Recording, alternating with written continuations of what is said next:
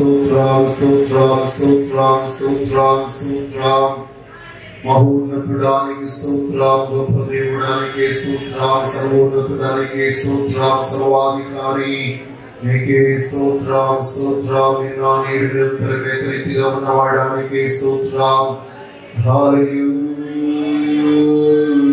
హల్లెలూయా హల్లెలూయా హల్లెలూయా స్తుతి సింహాసనాసీనుడా నిత్యము వేవేల కోట్ల స్తుతులతో కొనియాడబడుచున్న వాడానికి స్తోత్రం హల్లెలూయా ఏమి ఉన్నా లేకున్నా ఎవరు నాకు లేకున్నా యేసునందే ఆనందింతును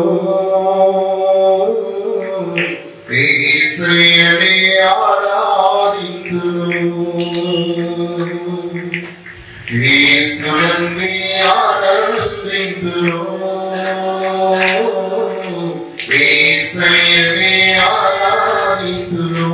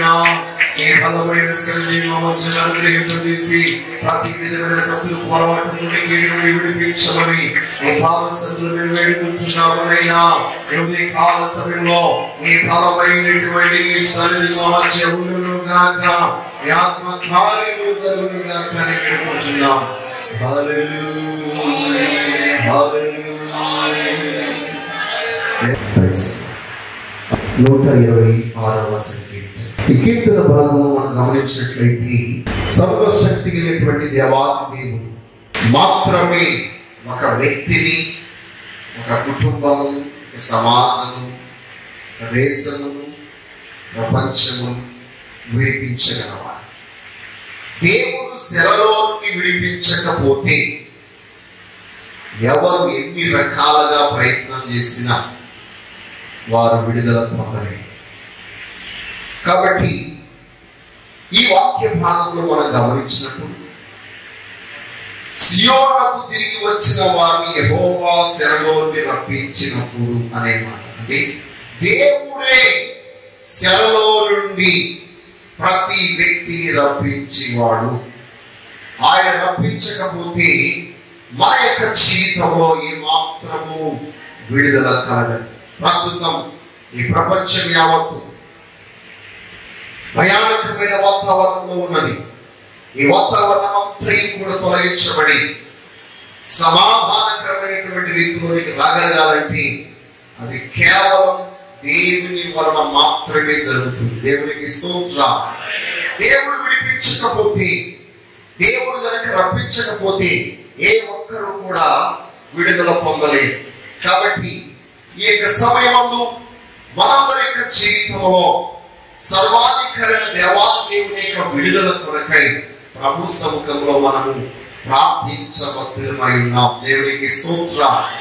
హల్లెలూయా. కాబట్టి బిడ్డలారా, మన జీవితం ప్రస్తుతం ఉన్నటువంటి వాతావరణము ఇది ఎప్పటికీ మారేటట్టు కనిపించట్లేదు. కానీ దేవుడు జోక్యం చేసుకుంటే మనకి ఈ రోజు నిద్రపోయి తెల్లవారు లేసినంత సులువుగా, నిద్రపోయినంత సులువుగా కూడా కాదు, కలగలిగినంత సులువుగా మనం అనుకుంటాం కళ రోజంతా కలగన్నామని. కళ కొన్ని సెకండ్లు మాత్రమే ఉంటుంది, కానీ అది ఒక రోజు చరిత్ర, ఒక సంవత్సరం చరిత్ర, కొన్ని యుగాల చరిత్ర కూడా కళ వచ్చేస్తుంది. కళ అంత తాత్కాలికమైన సమయంలో మాత్రమే ఉంటుంది. దీని వాక్యం చెప్తుంది, ఒక వ్యక్తి జీవితంలో దేవుడు జోక్యం చేసుకుంటే కలగైనంత సమయంలో ఆ గొప్ప దేవుడు విడుదల కలిగించేవాడు. ఎప్పుడైతే విడుదల కలుగుతుందో నిశ్చయముగా మన నోటి నిండా నవ్వు ఉంటుంది, మన హృదయం అంతా ఆనందంతో నిండిపోతుంది, మన నాలుక ఆనంద గానములతో పాటలు పాడుతుంది. దేవునికి స్తోత్రం కలుగుగా. అలాంటి ఒక సంతోషభరితులముగా ఆనందభరితులముగా మనం ఉండాలంటే దేవుడే మన ఎడల గొప్ప కార్యములు జరిగించారు. మన దేశంలో, ప్రపంచంలో ఉన్న దేశాలన్నిటిలో, మన రాష్ట్రంలో, మన జిల్లాలో, మన పట్టణంలో దేవుడు గొప్ప కార్యములు చేయాలంటే మనం చేయవలసింది ఏంటి అని గమనించినప్పుడు రెంచాడు, కన్నీళ్లు విడిచుచు విత్తువాడు సంతోషగానంతో పంట కోయి. అంటే మనం కన్నీళ్లు విడిచుచు సర్వశక్తి కలిగినటువంటి దేవాదేవుని సముఖంలో ప్రస్తుతం ఉన్న పరిస్థితి బట్టి మనం ప్రార్థించినట్లయితే నిశ్చయముగా దేవుడు త్వరలోనే ఆ యొక్క అద్భుతమైన రిజల్ట్స్ ని, ఆ యొక్క అద్భుతమైనటువంటి కార్యాన్ని చూడగలిగేటువంటి భాగ్యం దేవుడు మనకు అనుగ్రహింపజేస్తాడు. కాబట్టి అందరూ ప్రార్థన చేద్దాం, దేవుని యొక్క సముఖంలో కన్నీళ్లు విడుద్దాం. మీ ప్రాంతము కొరకు, మీ మండలము కొరకు, మీ పట్టణము కొరకు, మీ రాష్ట్రము కొరకు, మీరు నివసించే దేశము కొరకు, ప్రజలందరి కొరకై వారి క్షేమం కొరకు కన్నీళ్లు విడిచి ప్రార్థన చేద్దాం. ఎందుకంటే ఇలాంటివి మనుషులకు అసాధ్యమే గాని దేవునికి సాధ్యం. కాబట్టి దేవుడు మాత్రమే ఈ కార్యములు చేయలేని వాడు, దేవుడు వల్ల మాత్రమే కార్యములు జరుగుతాయి, ఆయన మాత్రమే ఇలాంటి పరిస్థితి విడిపించగలడు. కాబట్టి ఈ సమయంలో మనం ప్రభు ప్రతిష్ఠించుకుని ఆ గొప్ప దేవుని యొక్క విడుదల కొరకు ఎదురు చూద్దాం.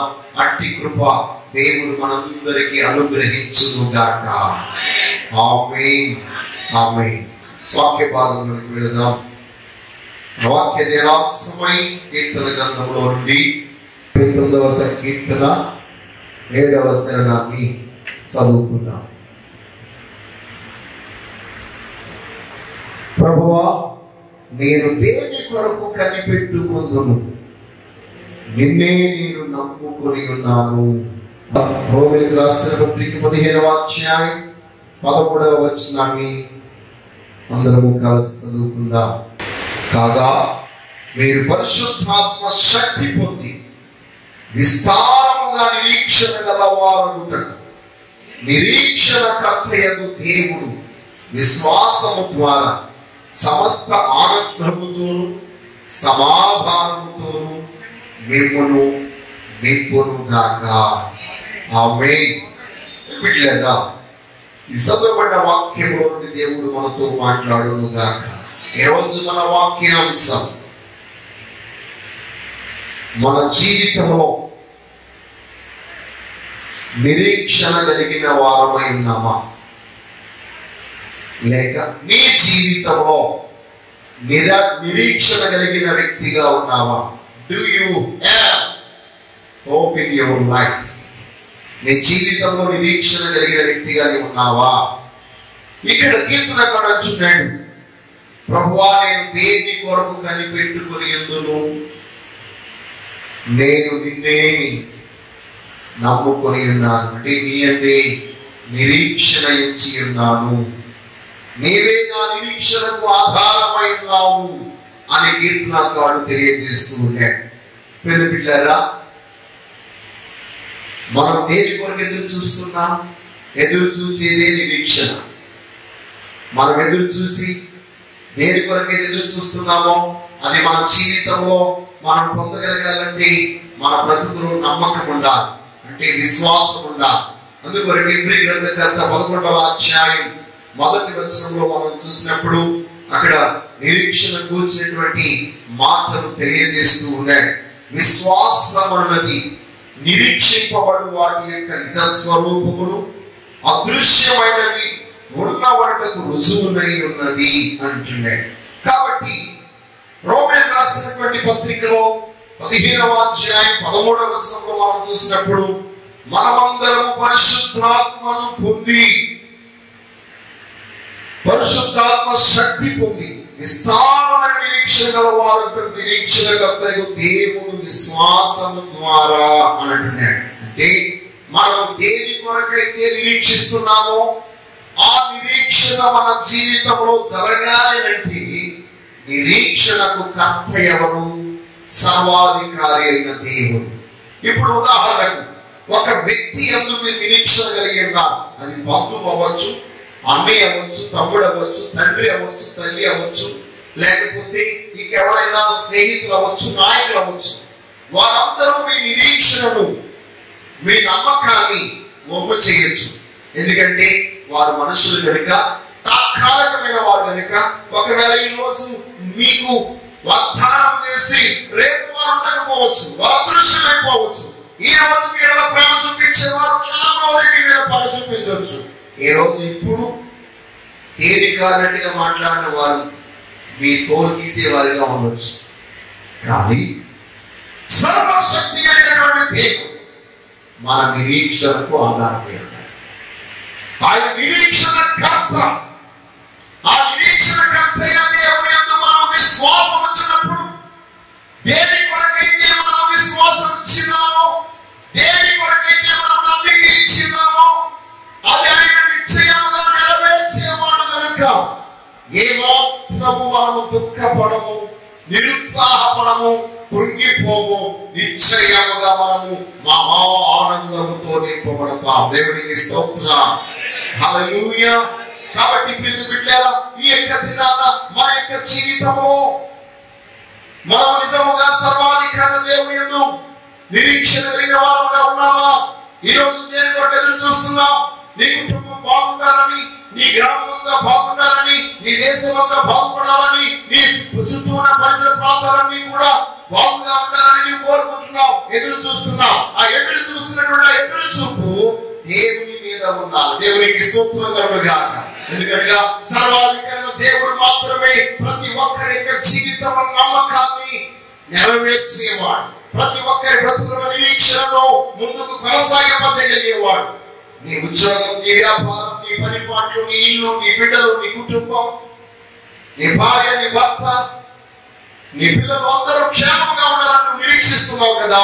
అదంతా నెరవేర్చబడాలంటే దేవుని యొక్క సర్వాధికార దేవుని యందు మాత్రమే నువ్వు నమ్మిక ఉంచాలి. ఆ నమ్మిక ఉంచడానికి నీకు శక్తి చాలదు. అన్ని సమయాల్లో నీవు నమ్మిక ఉంచలేవు. దేవుడు మీ అందరికీ నమ్మకం, అందుకే వచ్చారు. కానీ కొన్ని క్లిష్టమైన పరిస్థితుల్లో మీ నమ్మకము కదిలిపోతుంది, మీ నమ్మకం ఒమ్మైపోతుంది, మీ నమ్మకం బలహీనపడిపోతుంది. అలా బలహీనపడిపోకుండా ఉండగలగాలంటే మనకు సహాయం చేసే వాళ్ళు కావాలి. మనకు సహాయం చేసేది మనుషులైతే మనం ఏమాత్రము బలాన్ని పొందలేము. ఎందుకంటే మనుషులు బలహీనుడు కదా. తాను బలహీనపడుతూ మనలను కూడా బలహీనపరుస్తాడు. అందుకొరకే మనమందరము అపోస్తలుడైన పౌలు రోమీయుల రాసిన చెప్పినట్లు పరిశుద్ధాత్మ శక్తి పొంది, దేవునికి స్తోత్రం కలుగుగాక.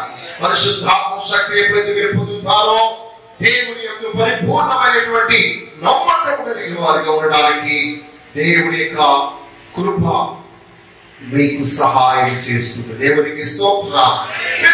ఈ రోజు మీరు దేని కొరకు నిరీక్షిస్తున్నారు, దేని కొరకు ఎదురు చూస్తున్నారు? అందరం కూడా దేవుని రాజ్యంలో చేరాలని, ఆయనకు ఉన్నతమైన రాజ్యంలో ఉండాలని, ఆ మహోన్నత దేవునితో ఆనందించాలని ఎదురు చూస్తున్నాం. అదే మన నిరీక్షణ. అందుకొరకే నిరీక్షణ లేని ఇతరుల వలె మీరు దుఃఖపడకుండా నిమిత్తము ఈ సంగతులు మీకు వ్రాయించున్నారని దెసలోనికులకు రాసిన మొదటి పత్రిక 4వ అధ్యాయం 13వ వచనంలో అపోస్తలుడైన పౌలు తెలియజేస్తున్నాడు. అంటే ఈ లోకంలో నిరీక్షణ లేని వారు ఎవరు, ఎందుకు పౌలు గారిలాగా మాట్లాడారు అని మనం గమనించినట్లయితే, నెంబర్ 1, ఎవరు నిరీక్షణ లేని వారు? మనము నిరీక్షణ లేని వారుగా ఉన్నామా లేదా? అసలు నిరీక్షణ ఎవరి యందు మనకు అనుగ్రహించబడుతుంది అని గమనించినప్పుడు మొట్టమొదటిగా మనం చూసినట్లయితే యేసు క్రీస్తు వారు లేకుండా ఈ లోకములో ఏ ఒక్కరికి నిరీక్షణ లేదు. దేవునికి స్తోత్రం. Without Jesus there is no hope for anybody else. ఎవరికి నిరీక్షణ లేదు. If anybody wants hope in their life, they should believe Jesus. Without Jesus, without Him, there is no hope at all. ఆయన లేకుండా నిరీక్షణ అనేది లేదు. ఎఫెసీయులకు రాసిన పత్రిక 2వ అధ్యాయం 12వ వచనంలో మనం చూసినప్పుడు పరిశుద్ధ లేఖనం ఈ విధంగా తెలియజేస్తున్నది.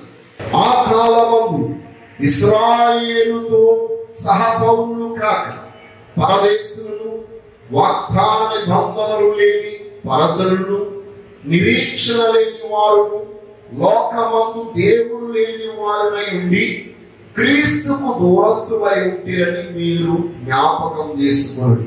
అయినను మునుపు దూరస్తులైన మీరు ఇప్పుడు క్రీస్తునందు క్రీస్తు రక్తము వలన సమీపస్తులై ఉన్నారు. దేవునికి స్తోత్రం. హల్లెలూయా.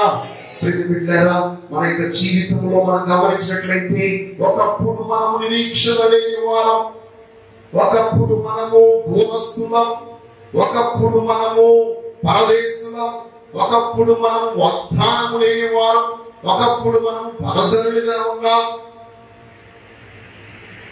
దేవుడే లేని వారముగా ఉన్నాం. దేవునికి స్తోత్రం. లోకమందు దేవుడు లేనివాడు. ఈనాడు చాలా మంది దేవుడు లేని వారిగా ఉన్నారు, కానీ దేవుడు కలిగిన వారని భావించుకుంటున్నారు. దేవుడు ఎవరు? ఈ లోకమంతటిని సృష్టించినటువంటి వాడు, ఆది సంభూతుడు, సర్వాధికారి అయిన వాడు. ఆయనే ఈ లోకంలో ఉన్న ప్రతి ఒక్కరికి నిరీక్షణ అయిన వాడిగా ఉన్నాడు. నిరీక్షణ అయినటువంటి దేవుని యందు ఎవరైతే విశ్వాసం ఉంచారో వారు దేవుడు లేని వారు. కానీ దేవుని యొక్క మహాకృప ఏంటనగా మనందరం దేవుణ్ణి కలిగిన వారమై ఉన్నాం. దేవునికి స్తోత్రం. ఎలాగనగా ఇప్పుడు మనము క్రీస్తు నందుండి క్రీస్తు రక్తము వలన కడగబడి రక్షించబడి ఉన్నాము కనుక ఇప్పుడు మనం దేవుణ్ణి కలిగిన వారమై ఉన్నాం. దేవునికి స్తోత్రం. ఒకప్పుడు మనము దేవుణ్ణి లేని వారు, నిరీక్షణ లేని వారు, కానీ యేసు క్రీస్తు నందు ఇప్పుడు మనము నిరీక్షణ కలవారమై ఉన్నాం. క్రీస్తు లేని వారికి నిరీక్షణ లేదు. రెండవదిగా మనం చూసినట్లయితే ప్రియమిత్రులారా, మన యొక్క జీవితంలో యేసు క్రీస్తు మనకు మహిమ నిరీక్షణ అయి ఉన్నాడు. ఆయన మహిమ కలిగిన నిరీక్షణగా ఉన్నాడు. కొలస్సీయులకు రాసిన పత్రిక 1వ అధ్యాయం 27వ వచనమును మనం చూసినట్లయితే, అన్యజనులలో ఈ మర్మము యొక్క మహిమైశ్వర్యం ఎట్టిదో అది అనగా మీ అందున్న క్రీస్తు మహిమ నిరీక్షణ అయి ఉన్నాడు సంగతిని దేవుడు తన పరిశుద్ధులకు తెలియపరచకోరి ఇప్పుడు ఆ మర్మమును వారికి బయలుపరచెను. దేవునికి స్తోత్రం.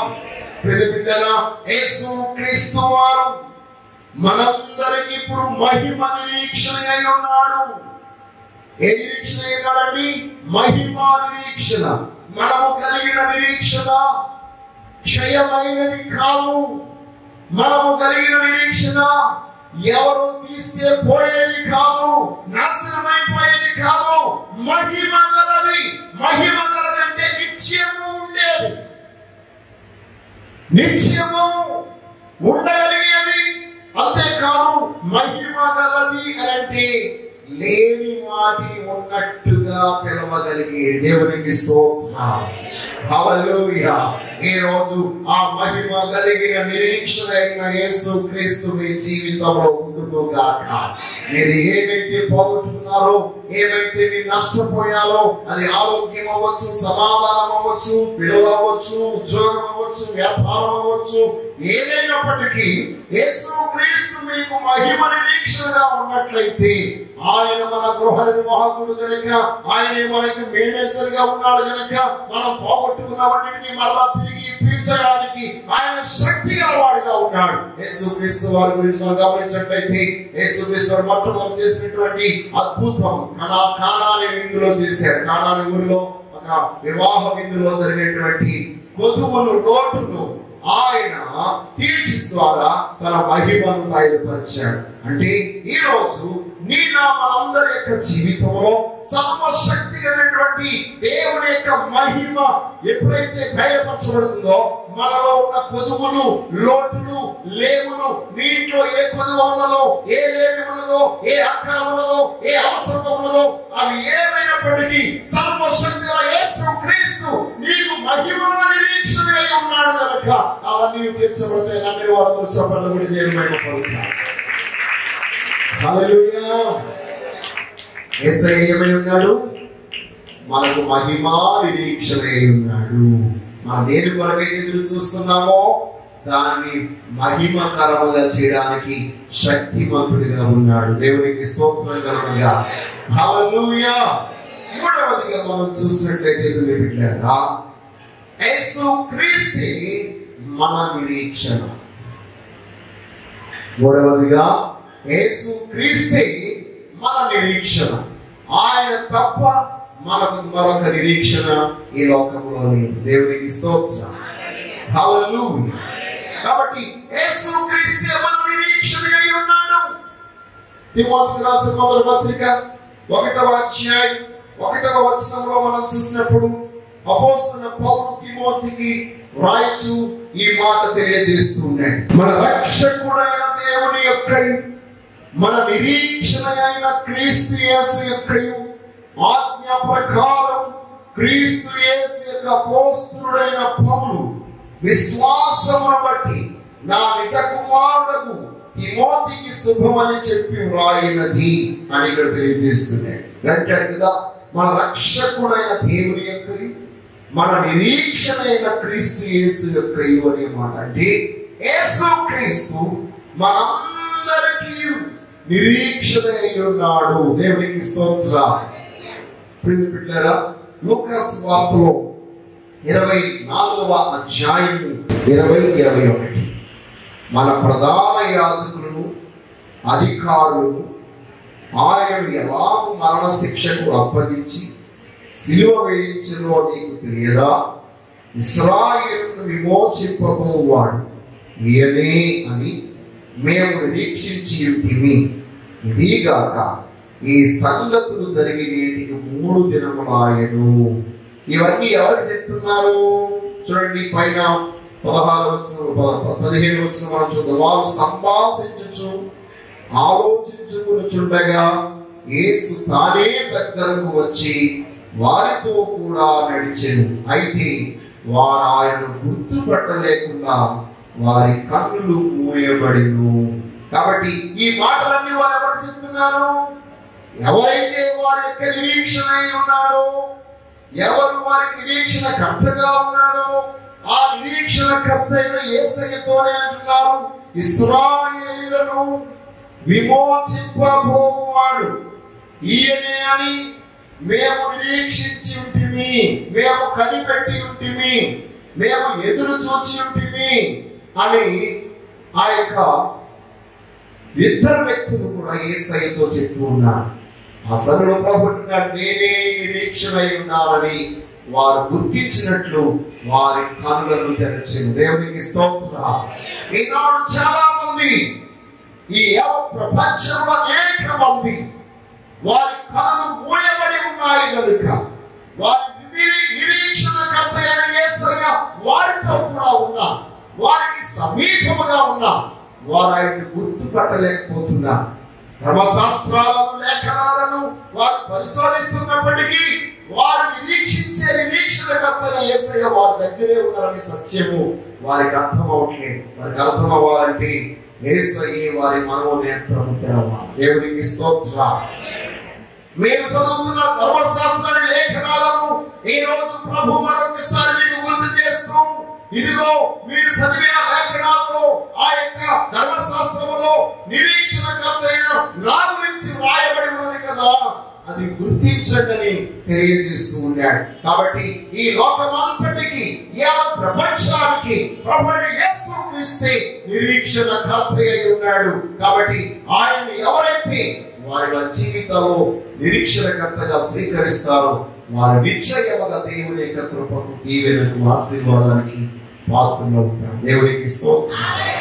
హల్లెలూయా. కాబట్టి బిడ్డలారా, యేసుక్రీస్తే మన నిరీక్షణకర్త. నాలుగవదిగా మనం చూసినట్లయితే మనం కలిగి ఉన్న ఈ నిరీక్షణ, యేసుక్రీస్తు వారు మన నిరీక్షణ అనుకుంటున్నాం కదా, ఈ నిరీక్షణ ఎలాంటిది? ఈ నిరీక్షణ ఎలాంటిది? మీరు ఎలాంటి నిరీక్షణ కలిగి ఉన్నారు? నాలుగవదిగా, మీరు ఎలాంటి నిరీక్షణ గలవారై ఉన్నారు? హెబ్రీ రాసిన పత్రిక 6వ అధ్యాయం 19వ వచనం మనం చూసినట్లయితే చదువుతున్నా, ఈ విధముగా దేవుడు తన సంకల్పం నిశ్చలమైనదని ఆ వాగ్దానములకు వారసులైన వారికి మరి నిశ్చయముగా కనుపరచవలని ఉద్దేశించిన వాడై తాను అబద్ధమాడజాలని నిశ్చలమైన 2 సంగతులను బట్టి మన ఎదుట ఉంచబడిన నిరీక్షణను చేపట్టుటకు శరణాగతులమైన మనకు బలమైన ధైర్యము కలిగించినట్లు ప్రమాణము చేసి వాగ్దానమును దృఢపరిచెను. ఈ నిరీక్షణ నిశ్చలమును స్థిరమునై మన ఆత్మకు లంగరు వలె నుండి తెరలోపల ప్రవేశించుచున్నది. దేవునికి స్తోత్రం. హల్లెలూయా, హల్లెలూయా. ఎలాంటి నిరీక్షణ కలిగి ఉన్నావు నీవు? ఎలాంటి ఎదురు చూపు కలిగి ఉన్నావు నీవు? దేని కొరకైతే నువ్వు కనిపెడుతున్నావో ఆ కనిపెట్టేది ఆలస్యమైనప్పుడు నీ మనోభావం ఎలా ఉన్నది? నీ ఆలోచన ఎలా ఉన్నాయి? చంచలమైపోతున్నాయా? ఇక నా జీవితం ఇది జరగదు అని దేవుని మీద అపనమ్మకం నీకు కలుగుతున్నదా? యేసుక్రీస్తు యందు మీరు ఎప్పుడైతే నిరీక్షణ కలిగి ఉంటారో ఆ నిరీక్షణ ఎలాంటిది అంటే మొదట అది నిశ్చలమైనది, చలనం లేదట. దేవునికి స్తోత్రం. హల్లెలూయా. రెండవదిగా అది స్థిరమైనది, అంటే మొదటది దృఢమైనది, రెండవదిగా స్థిరమైనది, మూడవదిగా మనం చూసినట్లయితే మన ఆత్మకు అది లంగరు వంటిది. దేవునికి స్తోత్రం. లంగరు మనందరికీ తెలుసు, యాంకర్, లంగరు. మహా ఓడలకు, పడవలకు, చిన్నవాటికి చిన్న లంగరు, పెద్దవాటికి పెద్ద లంగరు.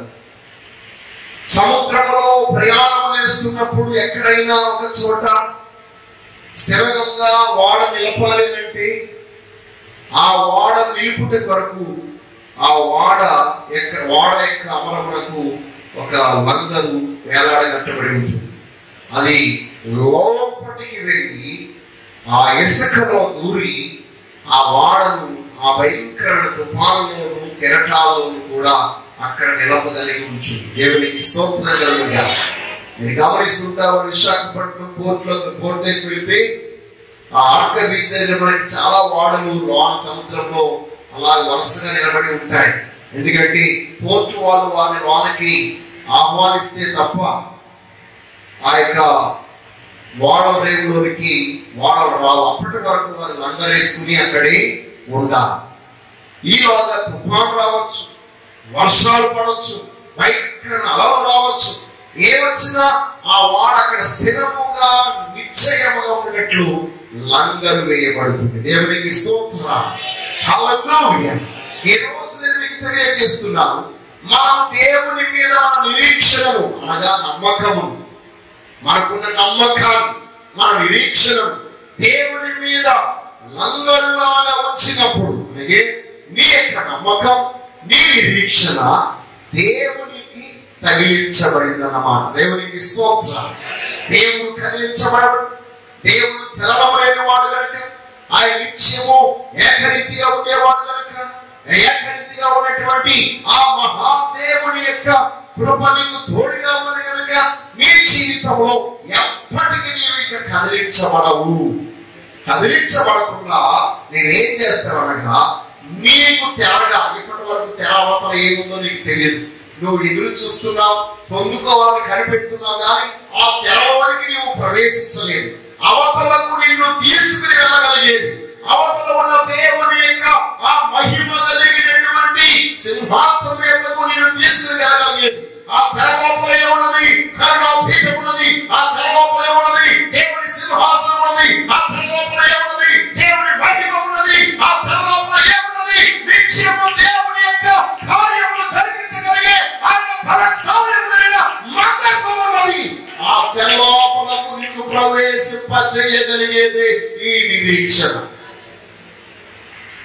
ఎక్కడో వర్ణంలో ఉన్నది, ఏమి చేయలేని చేతకాని స్థితిలో ఉన్న నీ బ్రతుకుకి ఏమి జరగదని చేసి ఉండగా నీ నిరీక్షణకర్త దేవుని మీద నువ్వు నమ్మిక ఇచ్చి ఉన్నావు కనుక నీ నమ్మకమే నీకు లంగరు లాంటిది.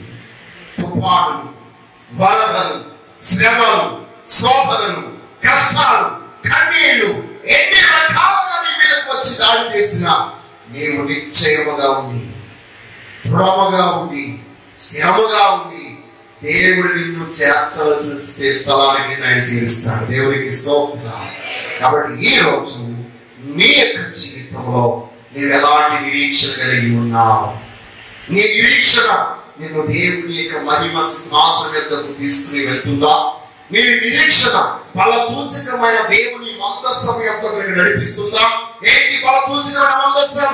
యెహోవాను పైగా చేసినటువంటి మందస్సం, ఎరికో గోడలను కూల్చినటువంటి మందస్సం, ఇశ్రాయేలు యొక్క 30 యొక్క శత్రు రాజ్యాలను పారద్రోలిన యొక్క మందస్సం ఈ రోజు నీతో కూడా ఉండి నీ పక్షంగా కార్యం చేయడానికి ఆ మందస్సం యొద్దకు, ఆ మందస్సమే ప్రభువైన యేసు క్రీస్తు. దేవునికి స్తోత్రం. హల్లెలూయా.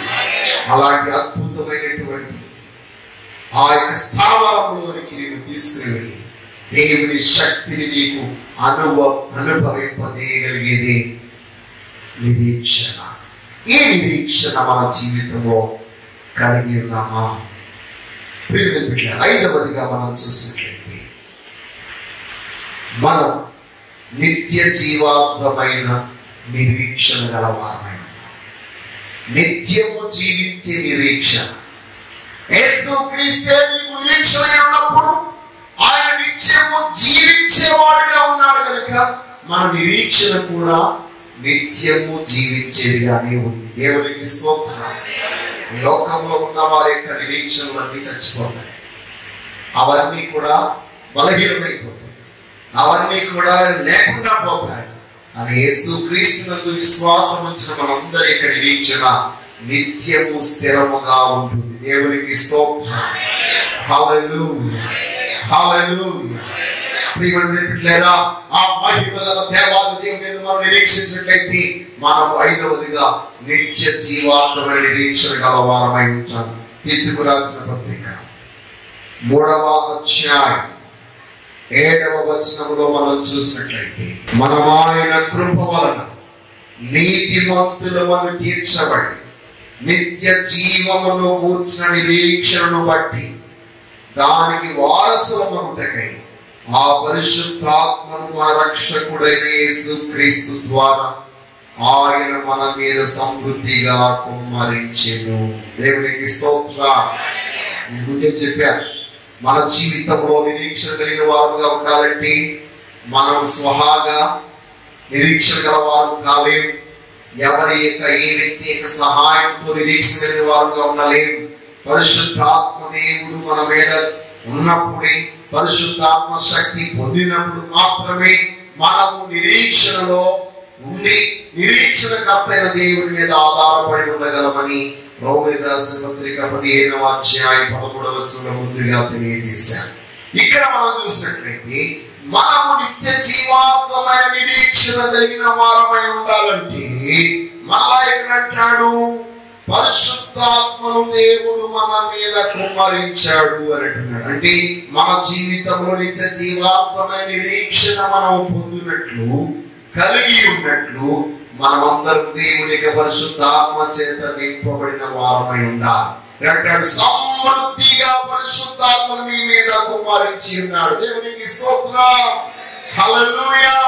ఈ రోజు పరిశుద్ధాత్మ దేవుని యొక్క కృప మీ అందరిపై మెండుగా కుమ్మరించబడును గాక. ఆయన యొక్క అగ్ని అభిషేకము సమృద్ధిగా మీపై కుమ్మరించబడును గాక. ఆయన ఆత్మ ఎప్పుడైతే మీ మీద కుమ్మరించబడుతుందో ఆ పరిశుద్ధాత్మ దేవుడి మనల్ని ఉన్నతమైన నిత్య జీవములోనికి నడిపిస్తాడు. మానవుని ఆలోచనలు చంపి నశింపజేసి లేకుండా చేసి కాబట్టి దేవుని యొక్క ఆలోచనలు మనల్ని జీవింపజేసి నిత్యము. కాబట్టి ఆ నిత్యము నిత్య జీవాంతమైన నిరీక్షణ దేవుడు మనకు గ్రహించాడు. ఉదాహరణకు మాట చెప్తున్నాను. మీరు దేని కొరకు ఎదురు చూస్తున్నారు? ఎదురు చూసింది రాలే. ఎందుకంటే ఆ ఇస్తారన్న వాళ్ళు మనుషులు కనుక వాళ్ళు మాట తప్పారు, లేక చచ్చిపోయారు, లేకపోతే వాళ్ళకి ఇవ్వడానికి చేయడానికి శక్తి లేకుండా అయిపోయింది. నువ్వు అడిగినప్పుడు వాళ్ళు బాగా సంపన్నులు, ఇప్పుడు వాళ్ళు కొన్ని పరిస్థితులు బట్టి కృంగిపోయి ఉండొచ్చు. ఇలాంటి పరిస్థితులన్నీ వ్యక్తుల్లో జరుగుతూ ఉంటాయి. కానీ మీరు దేవుని మీద నిరీక్షణ గలవారే ఉన్నారు కనుక పరిశుద్ధాత్మ దేవుడు మీలో ఆ నిరీక్షణను జీవింపజేశాడు కనుక మన నిరీక్షణ కర్తగా దేవుడు నిత్యము జీవించేవాడు కనుక నీవు దేని కొరకైతే ఎదురు చూస్తున్నావో అది ఖచ్చితంగా నీ జీవితంలో జరుగుతుంది. దేవునికి స్తోత్రం. వివాహమైన, ఉద్యోగమైన, వ్యాపారమైన, పనులైన ఏదైనప్పటికీ అది ఖచ్చితంగా దేవుని మీద నీవు నిరీక్షించినప్పుడు నాకు మంచి ఆరోగ్యం రావాలని కనిపెడుతున్నావు. దేవుని మీద నిరీక్షణ కలిగి ఉండు. ఆ పరిశుద్ధాత్మ దేవుడు ఇప్పుడు నీ మీదకి వచ్చి నీకు సంపూర్ణ ఆరోగ్యం అనుగ్రహింపజేస్తాడు.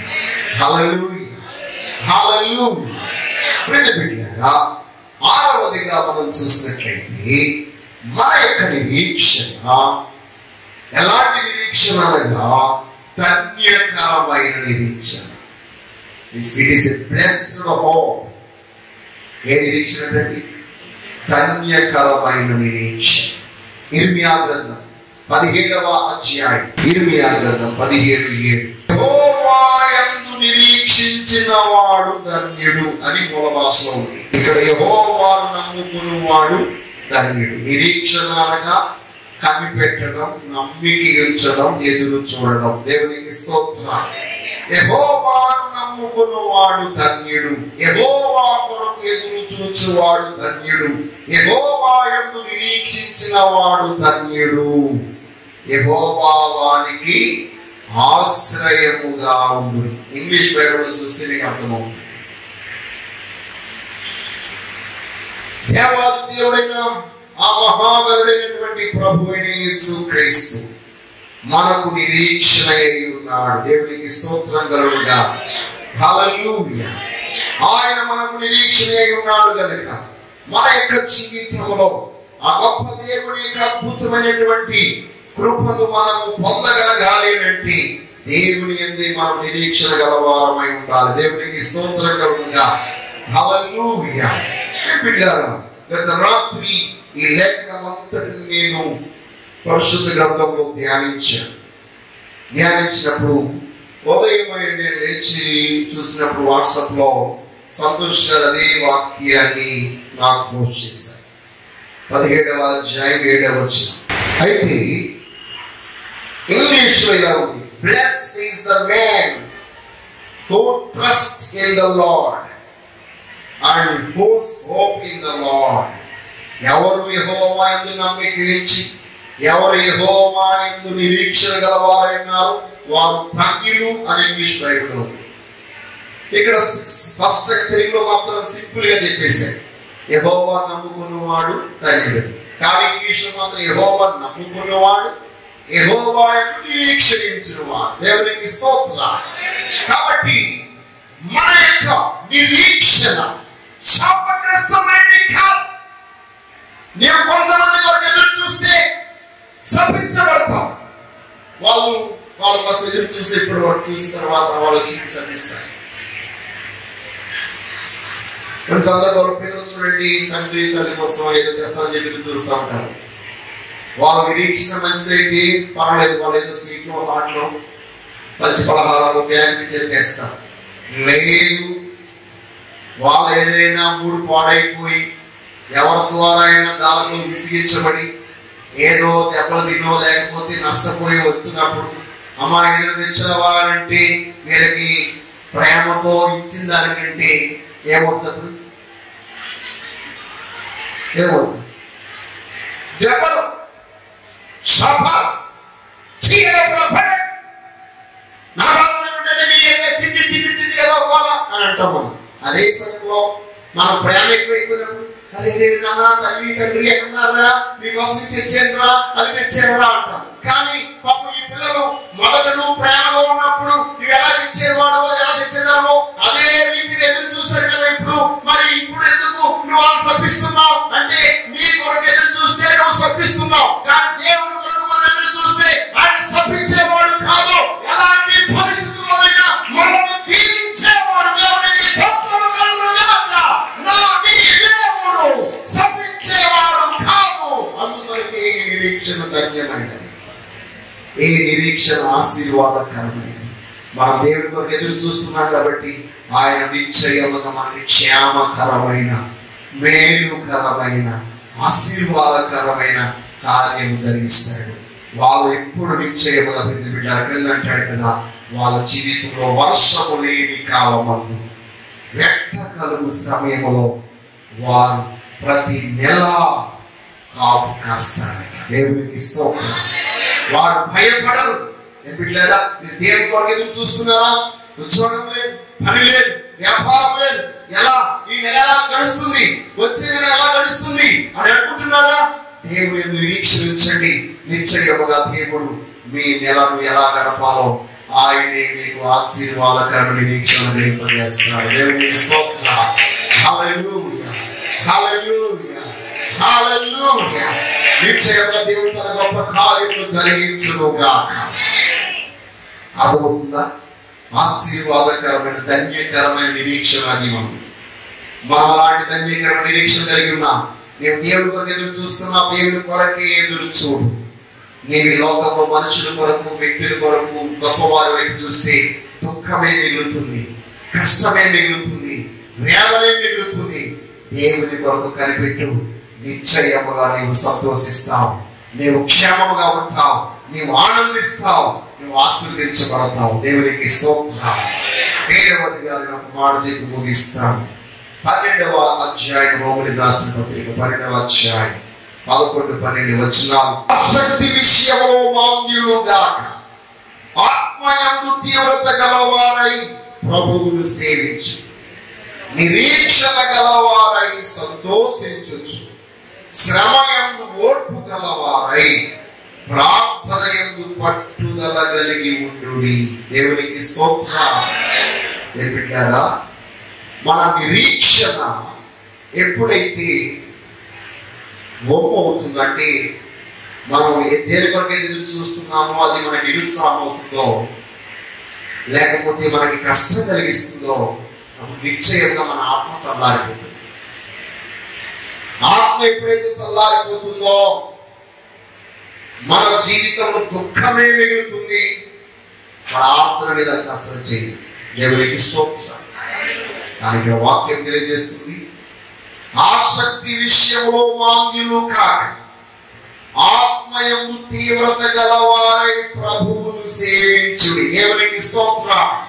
నేను ముందే చెప్పేదాం, ఈ నిరీక్షణ ఏ వ్యక్తి ఇచ్చింది కాదు, పరిశుద్ధాత్మ శక్తి ద్వారా పొందేది. దేవునికి స్తోత్రం. నీవు ఎంత భక్తుడైనా సరే ఆ భక్తి మీద ఆధారపడినప్పుడు ఆ భక్తి గల వాడిని ఏదో సమయంలో మోసం చేయొచ్చు, లేకపోతే నీకు సహాయం చేయలేని చేతకాని వాడిగా ఉండొచ్చు. కానీ బిడ్డలారా, పరిశుద్ధాత్మ దేవుడు మనకు ఎప్పుడు మోసం చేయడు. పరిశుద్ధాత్మ దేవుడు ఎప్పుడు మనకి సహాయకుడిగా ఉన్నాడు. ఆ ఆత్మ తీవ్రత కలిగిన వారమే ఉన్నప్పుడు, మన ఆత్మలో మండించబడిన వారముగా ఉన్నప్పుడు మన నిరీక్షణ సంతోషకరమైన నిరీక్షణగా మారిపోతుంది. చూడండి, నిరీక్షణ గల వారై సంతోషించు. దేవునికి స్తోత్రం. ఎప్పుడైతే నీ నిరీక్షణ సంతోషంగా మారిపోతుందో శ్రమలో నీకు ఓర్పు కలుగుతుంది. ఎలాంటి శ్రమ అయినా సరే ఓర్చుకునే శక్తి, ఓర్పు ద్వారా నీ ప్రాణమును దక్కించుకుందరు అనేది వాక్యం.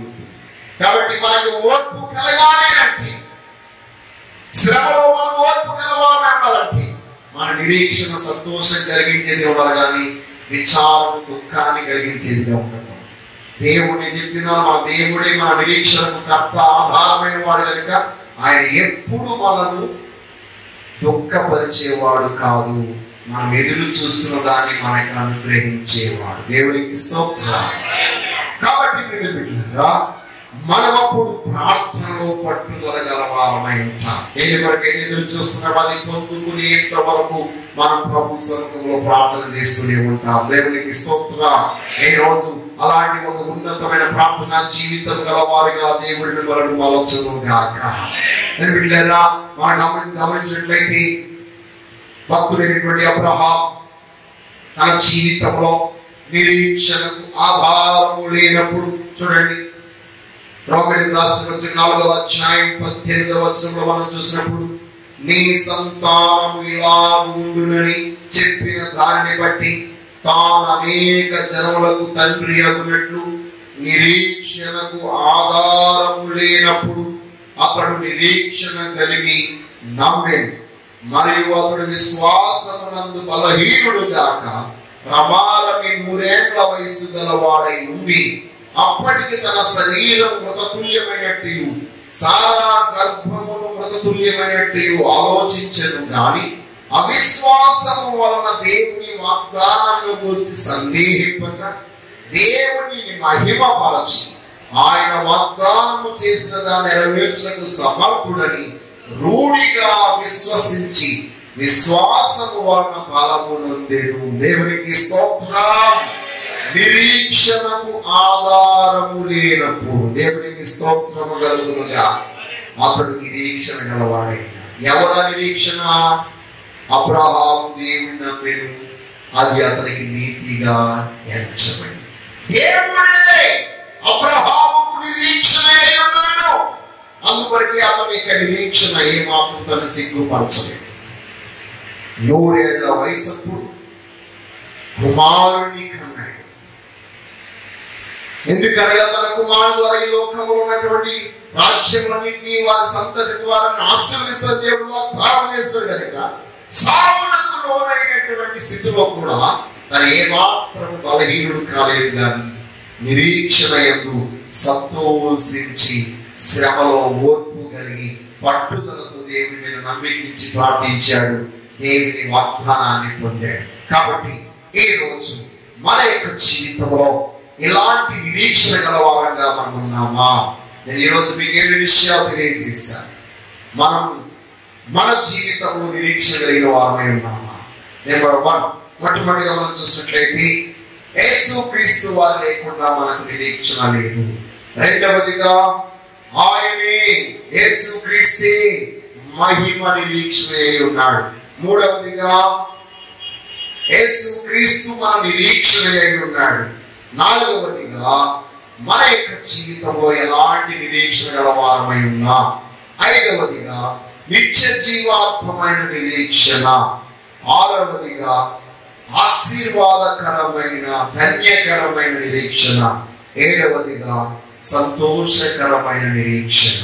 ఏ రోజు మన జీవితంలో అలాంటి నిరీక్షణ గల వారమై ప్రభువులో ముందుకు సాగుదాం. అట్టి కృపా మహాదేవుడు మనందరికీ అనుగ్రహించును గాక.